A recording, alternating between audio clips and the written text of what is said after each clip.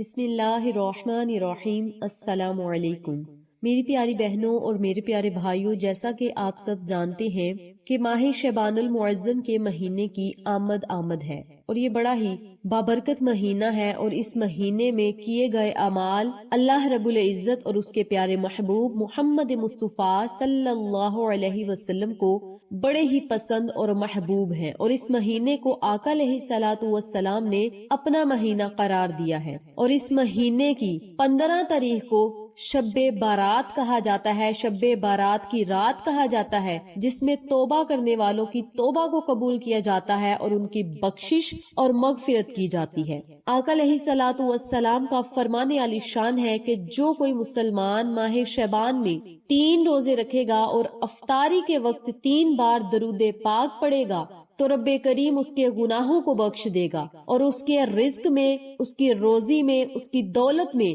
بے بہا برکت اور اضافہ کیا جائے گا۔ اور اس کے ساتھ ایک اور انعام سے نوازا کہ قیامت کے دن اللہ رب العزت اس روزے دار کو جنتی اونٹنی پر سوار کرے گا، جس پر سوار ہو کر وہ جنت میں داخل ہوگا، اور یہ والی سعادت انہی لوگوں کو ملے گی جو ماہ شعبان المعظم کے بابرکت مہینے میں 3 روزے رکھیں گے۔ سیدنا انس رضی اللہ تعالی عنہ سے مروی ہے کہ جو شعبان میں 1 روزہ رکھتا ہے، اللہ رب العزت اس کے جسم کو جہنم پر حرام کر دیتا ہے۔ اور ہمارے آقا علیہ الصلوۃ والسلام اس مہینے میں بڑی کثرت کے ساتھ روزے بھی رکھتے، اللہ کا ذکر بھی کرتے، تسبیحات پڑھتے، نوافل پڑھتے، یعنی عبادت میں زیادہ مشغول شعبان کے مہینے میں ہوتے۔ ام المؤمنین حضرت عائشہ صدیقہ رضی اللہ تعالی عنہا فرماتی ہیں کہ حضور صلی اللہ علیہ وسلم کو شعبان سے زیادہ کسی مہینے میں روزے رکھتے ہوئے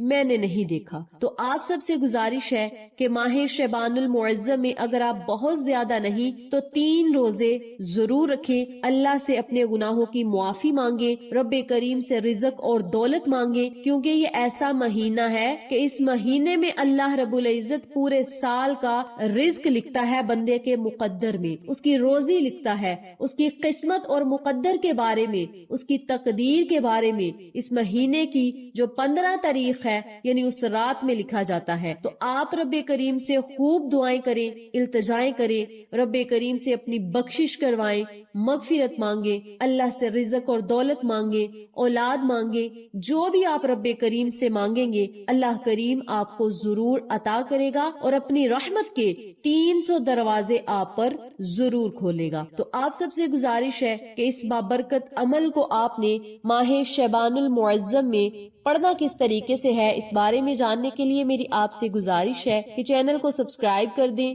ویڈیو کو لائک کریں، شیئر کریں، بیل آئیکن کو ضرور پریس کریں تاکہ میری تمام ویڈیوز کی اپڈیٹ آپ تک بآسانی پہنچ سکے۔ جزاک اللہ۔ اب میں آپ کو عمل بتانے لگی ہوں، توجہ سے ملاحظہ فرمائیں۔ آپ نے ماہ شعبان المعظم میں روزانہ ہر نماز کے بعد اس عمل کو، اس وظیفے کو پڑھنا ہے۔ آپ چاہیں تو نمازوں کے بعد پڑھ لیں، آپ چاہیں تو چلتے پھرتے اٹھتے بیٹھتے اس وظیفے کو پڑھ لیں۔ سب سے پہلے آپ نے اپنے مقصد اور حاجت کو اپنے ذہن میں رکھنا ہے اور 3 یا 7 مرتبہ درود ابراہیمی پڑھنا ہے، کیونکہ جس دعا کے اول آخر یا جس وظیفے کے اول آخر درود پاک پڑھا جاتا ہے وہ دعا سیدھی عرش معلی پہ چلی جاتی ہے، اور فرشتے اللہ سے سفارش کرتے ہیں کہ یا رب، اس تیرے بندے نے تیرے محبوب پر درود پاک پڑھ کے تجھ سے مانگا ہے، مولا اسے عطا کر دے۔ تو رب کریم اپنے فرشتوں سے فرماتا ہے، اے فرشتوں گواہ رہو،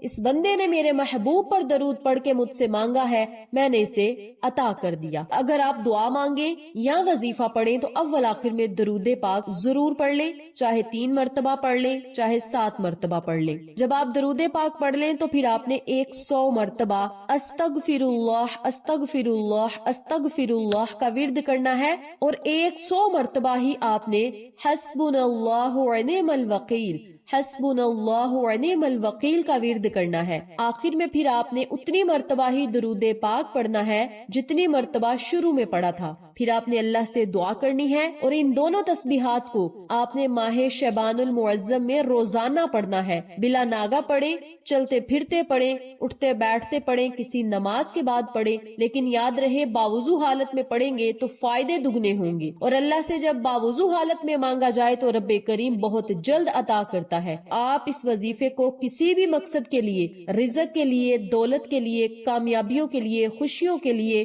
قرضوں سے نجات پانے کے لیے، اللہ کی خوشنودی حاصل کرنے کے لیے، یا گناہوں سے معافی مانگنے کے لیے، اپنی بخشش کروانے کے لیے آپ اس وظیفے کو پڑھ سکتے ہیں۔ کہنے کا مقصد یہ ہے کہ کسی بھی خاص مقصد کے لیے اس عمل کو آپ ضرور پڑھیں، انشاءاللہ اللہ کریم آپ کو دن دگنی رات چگنی ترقی عطا کرے گا اور آپ کی ہر دعا کو ضرور قبول فرمائے گا۔ ان بابرکت تسبیحات کو آپ خود بھی پڑھیں، اپنے پیاروں کے ساتھ ضرور شیئر کریں تاکہ تمام لوگ اس وظیفے سے مستفید ہوں، ہم سب کو صدقہ جاریہ کا ثواب ملتا رہے انشاءاللہ۔ پھر کسی نئے وظیفے یا اچھی معلومات کے ساتھ آپ کی خدمت میں حاضر ہوں گے، تب تک کے لیے اجازت دیں۔ السلام علیکم ورحمۃ اللہ وبرکاتہ۔